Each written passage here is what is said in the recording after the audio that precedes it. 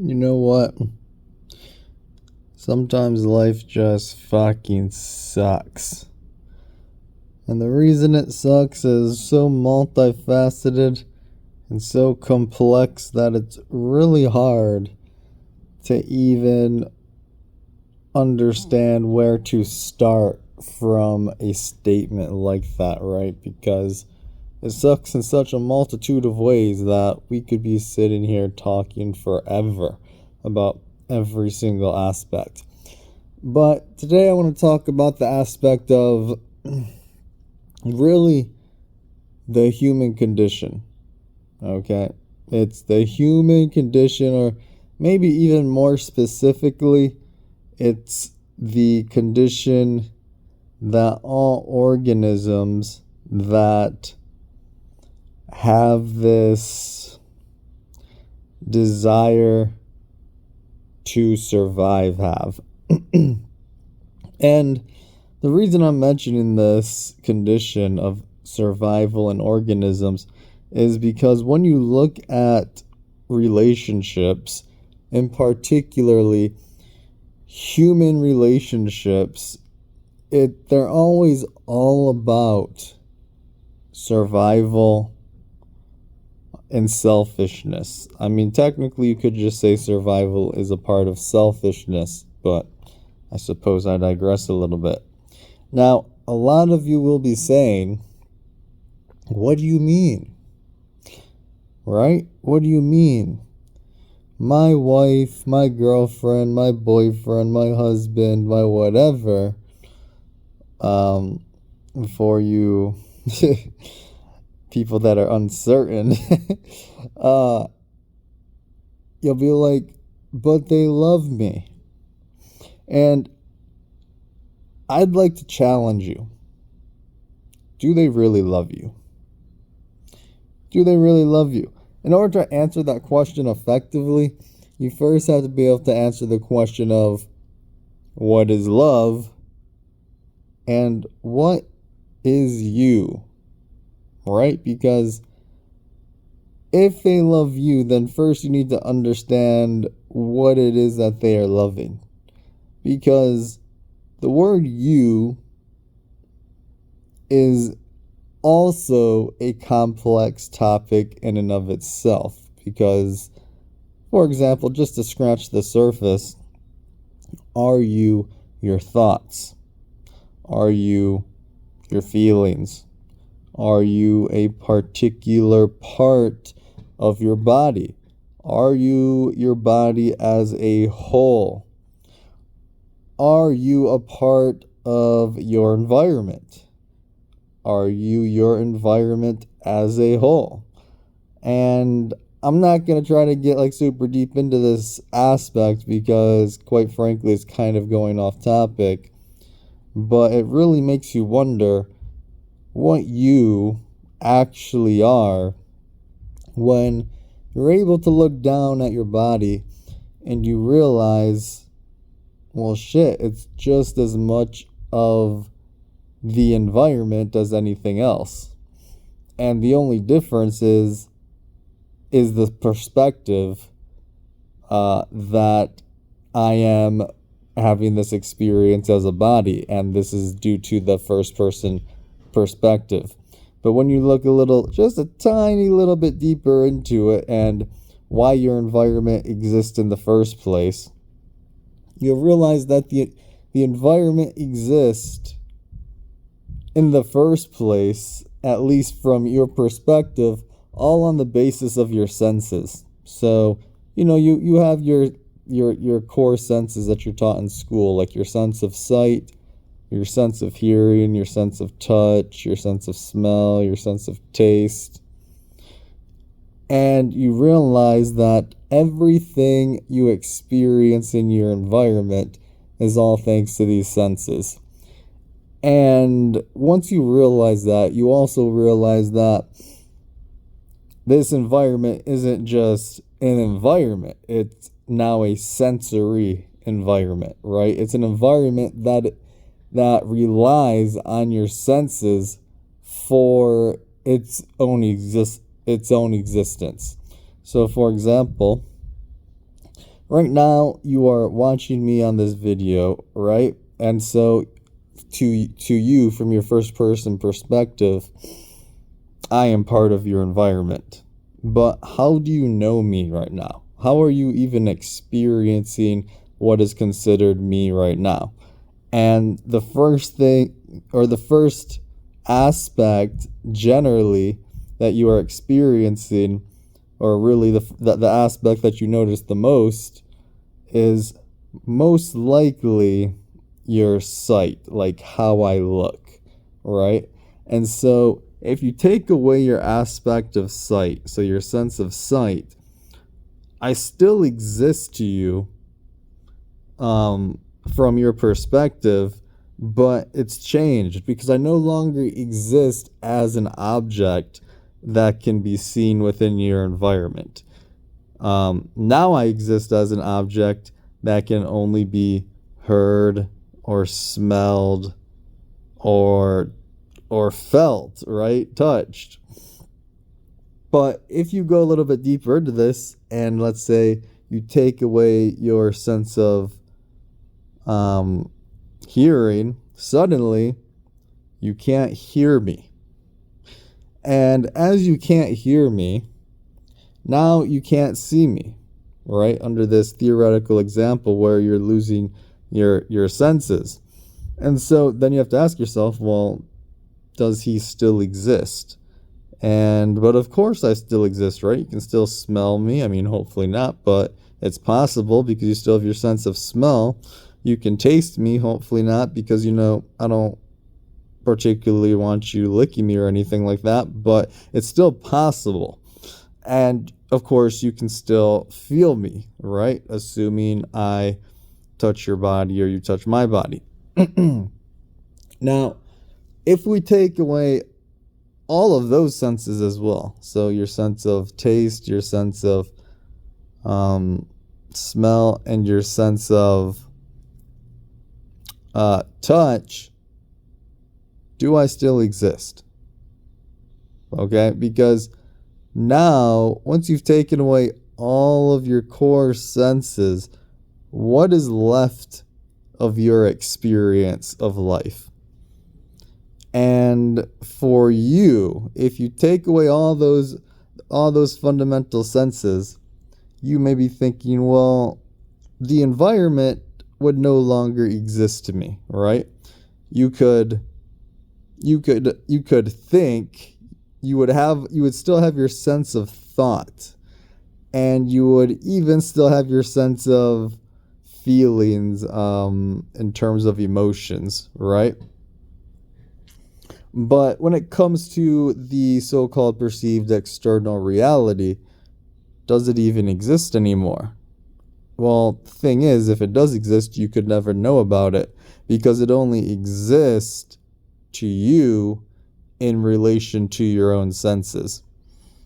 Now, you're probably like, okay, did you just go on a large tangent? Like, what happened? I thought we were talking about love and loving another person and stuff along those lines.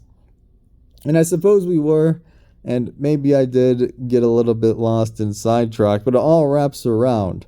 Now, I'm just going to make a disclaimer here that without me pausing this video right now and looking back at exactly what I was originally talking about, what I'm about to say, I'm not exactly sure if it will correlate 100% with what I was originally saying at the beginning of the video, quite frankly, because my memory, for whatever reason, seems to be very bad. But I am guessing that I was questioning the so-called love that humans have. So when I say I love you, so we've concluded that the you that is loved is really just, we could call it sensory phenomena, right? Because like I just explained, the only reason I exist from your first person perspective is because of your senses.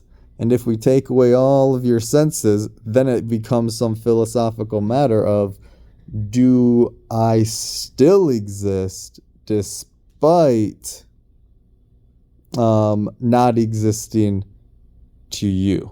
You see? Because my entire existence to you relies on your senses, because that's how this experience of life, how can I put this? Well, I guess let me back up. This is how the experience works. It's a sensory experience, right? Like, you don't know anything unless you can sense it with some sort of sensory apparatus or tool. Now, anyways, going back to the main point here of the whole I love you notion. So now that we understand that this you that you are allegedly loving is nothing but, or more or less than, just a combination of your senses, now we have to wonder, okay, if what I love is nothing but a combination of my senses, right? Then what is it do I actually love? For example, for those of you that really know me, you know I'm a big video game fan. And it always comes down to, well, what about the video games do I love? And based on what we just said here, you will ultimately come to the conclusion that what I love about video games has something to do with how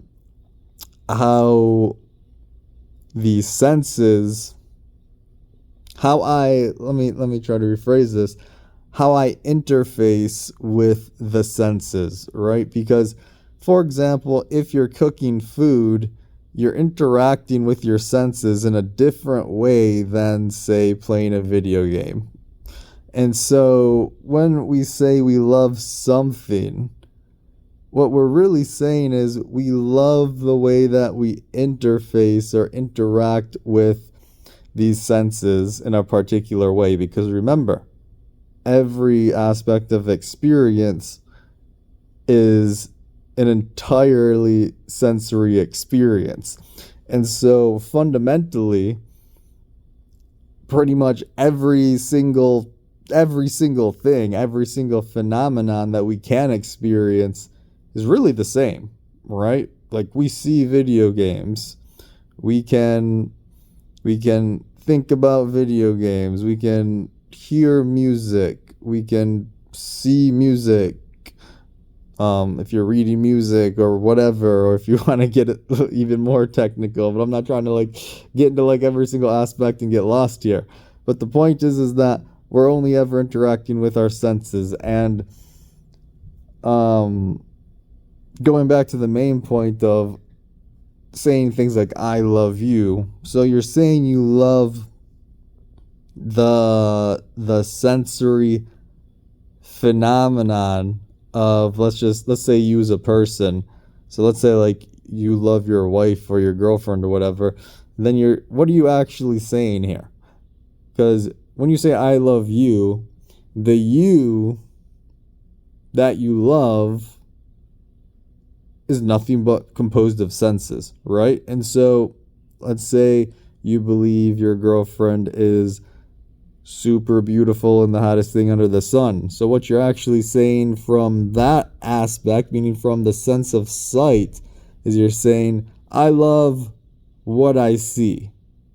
And so you are attributing the person, her, as what you see. Or maybe she tells you some good stuff, right? That just makes you feel all good and warm inside. So now you're attributing what you hear to that person. And so maybe, let's just use one more example. Two more examples. So maybe she also smells good, and maybe she makes you feel good because, she's a rock star in the bed or something. So now you're attributing your love to what you feel and what you smell. And so when you're saying I love you, what you're really saying here is I love the sensory gratification that this thing gives me, right? Because if we just switch a couple things around, suddenly that I love you becomes I hate you or I dislike you. For example, let's say she's an ugly person. Well, now you don't love what she looks like. Let's say she smells. Now you don't love what she smells like. And let's say that everything she says is just super annoying to your ears, and she just bitches your ear off about everything, complains about everything. Suddenly, you don't love what she has to say, and so now instead of saying I love this person, you're saying God damn, I dislike this person. And so, what is it that you're actually saying at the end of the day? Well, we've already concluded that a person is made up of nothing but sensory phenomenon, for lack of better words, right? Like even your own body is just this sensory phenomenon. Like the only reason you know of your body's existence is because of your senses, right? Like you can see your body. I hope not, but you can smell your body, you can taste your body, you can hear your body, etc. But if you took away all these senses, would your human body as you know it actually exist? And the answer is, of course, no, because it only exists to you because of your senses interfacing with the environment which your body is part of. And so when we say things like, I love you, I feel like that statement is extraordinarily deceiving and false. Okay? And it's false for a multitude of ways, or because of a multitude of ways. And so the first way kind of goes back to what I was just talking about earlier, where the you that we allegedly love is nothing but a combination of our senses, right?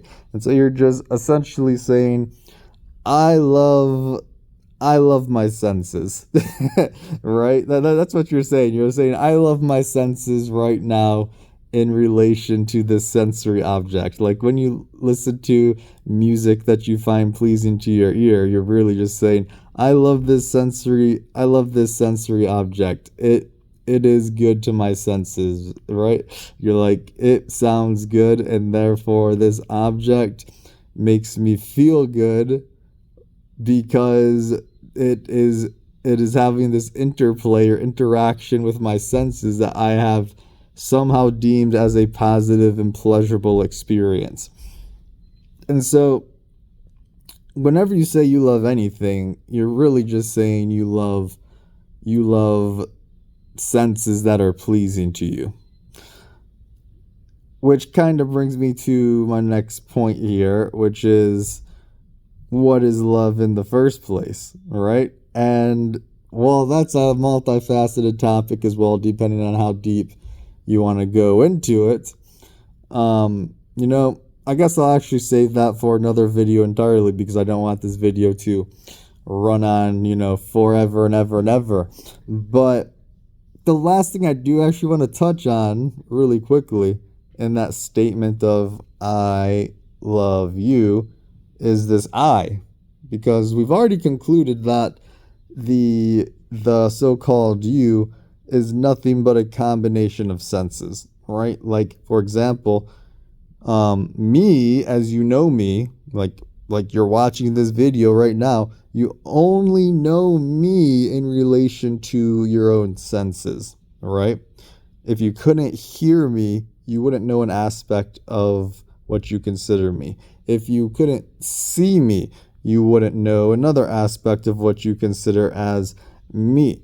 And so all that you know of me is just this big dance between your senses that you have.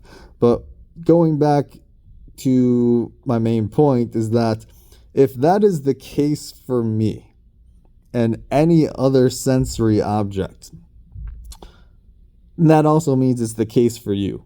Because let me ask you this. How do you know you?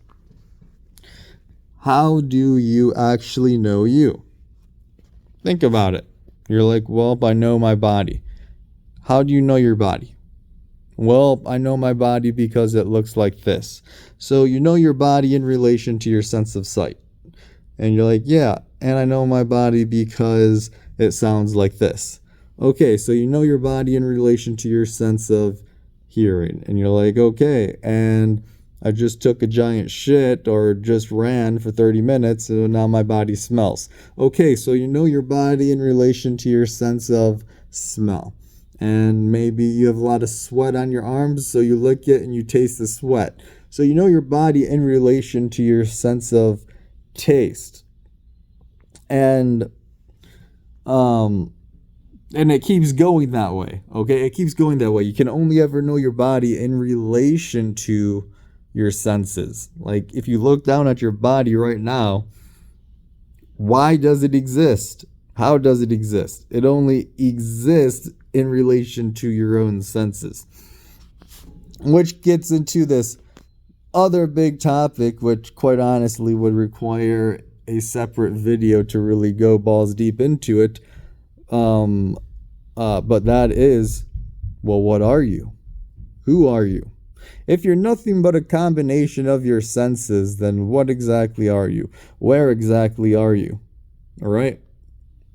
And I think I'll leave it at that for now because I could dive really deep into that topic as well. And I feel like that probably deserves its own video. But I just wanted to allow you guys to think about some of this stuff because a lot of you take it for granted or have never thought about this stuff at all. And you end up perceiving life through an extreme state of ignorance because of it. And I'm not saying like, oh, I'm holier than thou because I recognize these things, right? Because we all have to start from, being some little kid that's extraordinarily ignorant about all kinds of stuff. And hopefully as we grow older, we get a little bit more intelligent about certain things and, we learn certain stuff. But at the end of the day, we still don't know much about jack fucking shit because there's just an endless amount of knowledge to know when it comes to things, okay? Now, I'm not trying to get super deep into this, but the point of this video is I'm trying to get you to think about what is it that you actually know about you? What is it that you actually know about the environment that you have a relationship with and your interactions with it, including other people? Because remember, your body and the people within your environment are all a part of the environment, including your body. You only know your body. I've already explained it. I'm not going to say it again. And so, besides that, it also starts to get you to question things like love and what is love. And that was the purpose of this video. Hopefully, it got you guys thinking about some things. Who knows? Let me know in the comments what you think because I will be interested in hearing your perspective on everything that I've had to say, and I'm interested to see what some of you get from it. Peace out.